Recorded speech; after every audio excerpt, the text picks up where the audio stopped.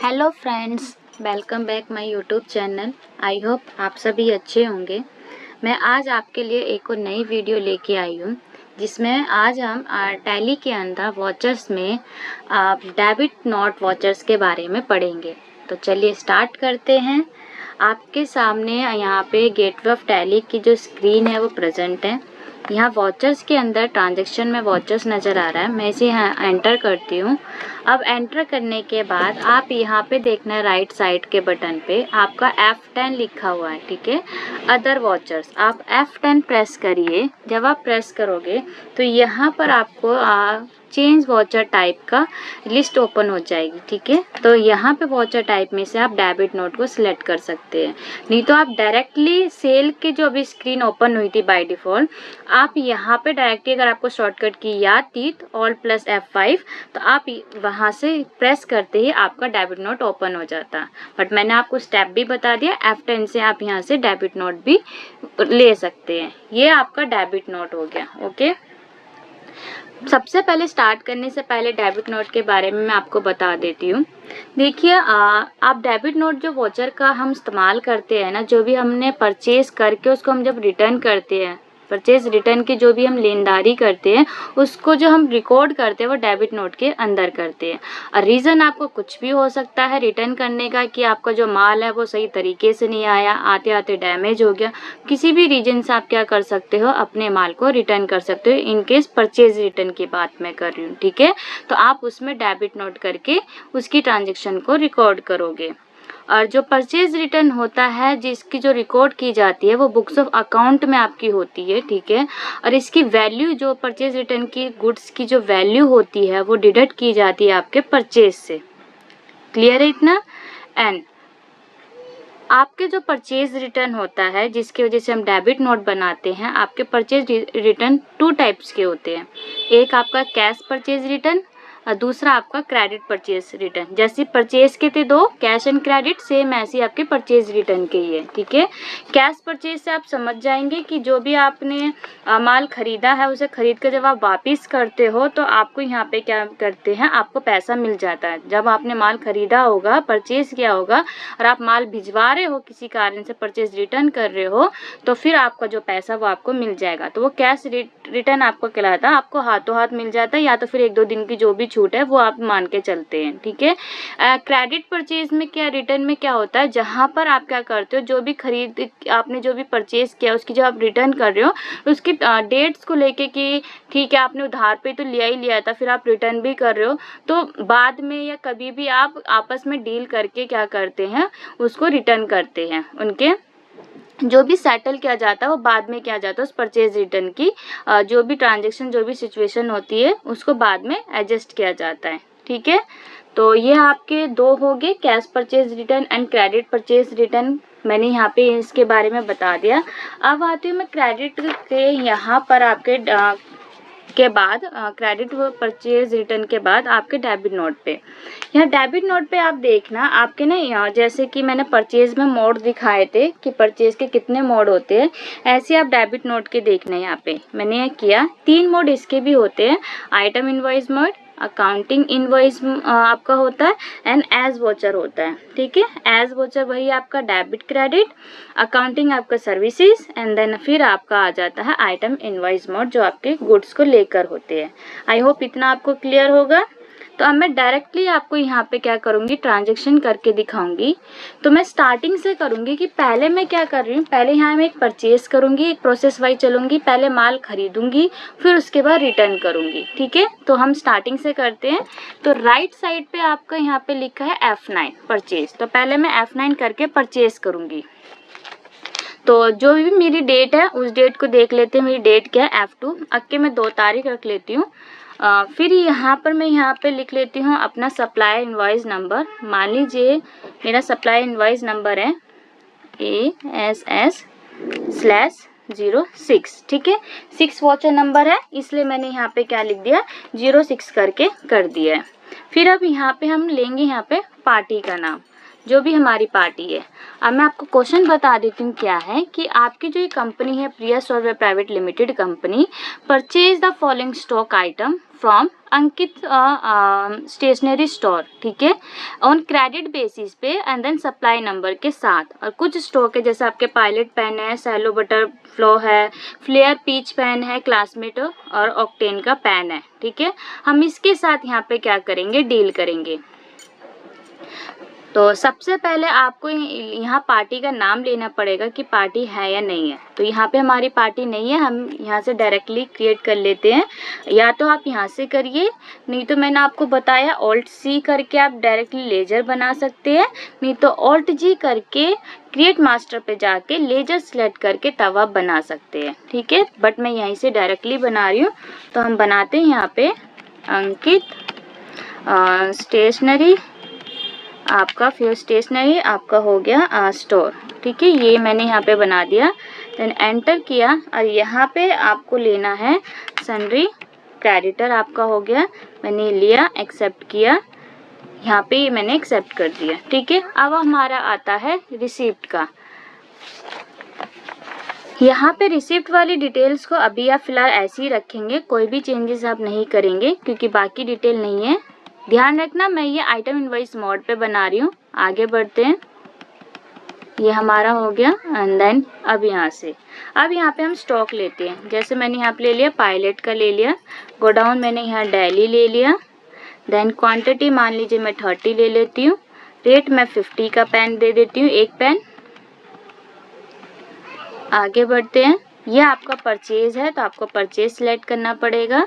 फिर नेक्स्ट आप अदर ले लीजिए, सेलो का ले लिया मैंने, अगेन डेली, फिर क्वांटिटी, देन रेट, आगे एंटर करते जाएंगे। परचेज रिटर्न एंटर करिए, वो अपना आप सेलेक्ट कर लेगा। फिर purchase return, Flair peach pen ले लिया, daily, then quantity 35, then 20, rate है। आगे बढ़ते हैं, फिर यहाँ पर एक और ले लेती हूँ मैं, क्लासमेट का, daily, then again 20, then rate 50। यहाँ पे आगे बढ़ते हैं, परचेज को ऐसे करते हैं, ठीक है। अब आगे बढ़ेंगे, न्यू बिल है आपका, बिल AS करके है, यहाँ पे देखिए उठा लिया, जो आप यहाँ पे सप्लाई इनवॉइस नंबर लिखेंगे। देन आगे बढ़ते हैं, फिर यहाँ पे आपको नरेशन लिखनी पड़ेगी कि नरेशन आपकी है क्या। तो हमने बीइंग परचेज गुड्स, ठीक है, बीइंग परचेज गुड्स फ्रॉम अंकित, ठीक है, स्टोर। अभी अंकित कर देते हैं, अंकित पार्टी लिख दो या कुछ भी लिख दो, ठीक है। अभी मैंने ये लिख दिया ऐसे। देन यहाँ पे क्या करते हैं, हम एक्सेप्ट कर देते हैं। ये आपका बन गया परचेज। परचेज करने के बाद जैसे आपके पास माल आ जाता है, उसके बाद जब चेक करते हैं तो आपका माल मान लीजिए जैसा आपने मंगाया वैसा नहीं आया, इनकी कोई प्रॉब्लम होगी, चल नहीं रहा, ये समथिंग कुछ भी प्रॉब्लम आपके पेन के अंदर हो रही है, तो आप क्या कर रहे हो, उसको रिटर्न कर रहे हो। तो रिटर्न करने के लिए यहाँ पे जैसे F10 मैंने स्टार्टिंग में बता दिया, देन यहाँ पे ये रहा आपका डेबिट नोट, यहाँ पे डेबिट नोट पे एंटर करिए। अब आपका डेबिट नोट ओपन हो जाएगा। आई होप इतना क्लियर हो गया होगा आपको डेबिट नोट का। अब इसमें क्या है कि आपकी कंपनी ने जो है, मतलब प्रिया सॉफ्टवेयर प्राइवेट लिमिटेड कंपनी है, जो माल खरीदा था उसको क्या कर रहे हैं, परचेज के अगेंस्ट में, मतलब जो आपका था सप्लायर इनवॉइस नंबर ASS 06, उसके अगेंस्ट में क्या कर रहे हैं, आप डेबिट नोट बना रहे हैं, ठीक है। यहाँ डेबिट नोट हम कर रहे हैं, माल को रिटर्न कर रहे हैं। तो स्टार्ट करते हैं यहाँ पे कैसे, आप कुछ भी, आप कोई भी स्टॉक आप यहाँ पे रिटर्न कर सकते हैं।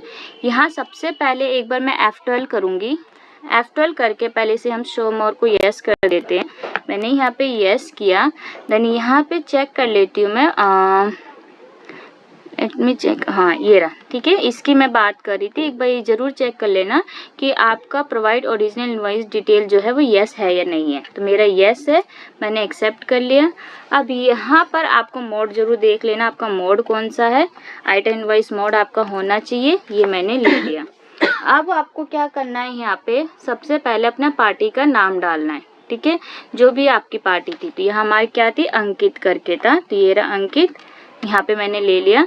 अब डिस्पैच डिटेल मेरे पास नहीं है, बट मैं यहाँ पे क्या करूँगी, अपना इनवॉइस नंबर ज़रूर डालूँगी जो मेरा था। मेरा क्या था, ASS/06 था। ठीक है, जैसे ही मैं लिखूँगी देखना डेट अपने आप ही वो कैप्चर कर लेगा। आई होप इतना क्लियर हो गया आपको। अब आगे बढ़ते हैं। यहाँ पे मैं आगे एंटर करते जाइए पार्टी डिटेल्स को। अब यहाँ पे आपकी टर्न आती है कि आप कौन से स्टॉक को यहाँ पे रिटर्न कर रहे हो, कौन कौन से आपके डिफ़ॉल्ट आए हैं या कि कौन सी प्रॉब्लम हो गई उसकी, किसी रीजन से आप रिटर्न कर रहे हो। ठीक है, जैसे कि मैं यहाँ पे कर देती हूँ पायलट वाला। 30 क्वांटिटी है इसकी, 30 है। ठीक है, डेली था आपका, मैंने यहाँ डेली ले लिया, जिसमें से मैं 10 क्वांटिटी को क्या कर रही हूँ रिटर्न, तो रेट उट सब कुछ अपना आप उठा लेगा वो। आई होप इतना क्लियर हो गया। देन फिर परचेज के अगेंस्ट ही जाएगा डेबिट नोट।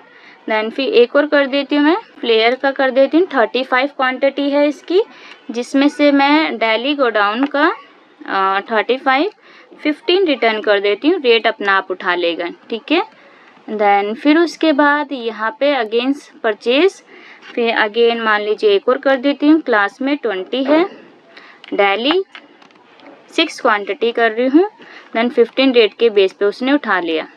आई होप आपको इतना समझ में आ गया होगा कि मैंने ये कैसे किया है।